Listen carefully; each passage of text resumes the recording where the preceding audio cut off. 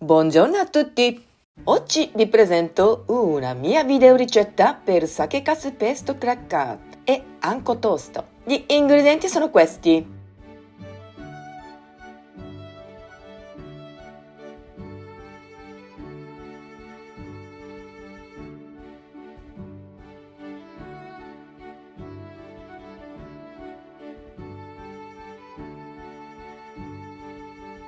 Per prima cosa preparo il toast con anko. Oggi uso Koshian che è anko setacciato. L'anko è una marmellata di fagioli rossi. Per la sua preparazione guardate la mia videoricetta numero 42. Prendo una fetta di pane e la taglio a metà diagonalmente.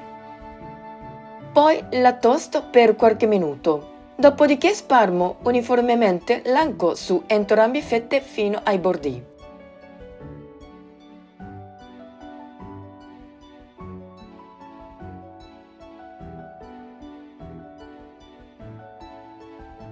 Infine aggiungo i pezzettini di burro sopra.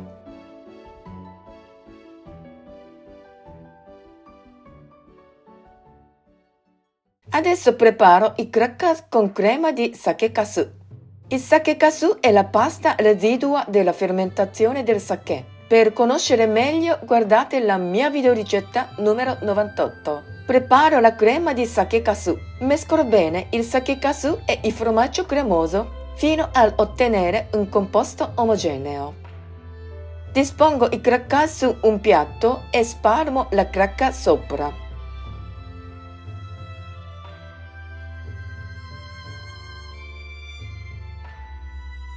Cospargo con pepe nero a piacere.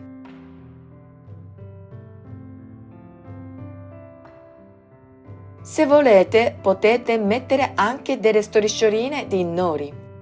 Buon appetito! Come sempre vi invito a iscrivervi al mio canale.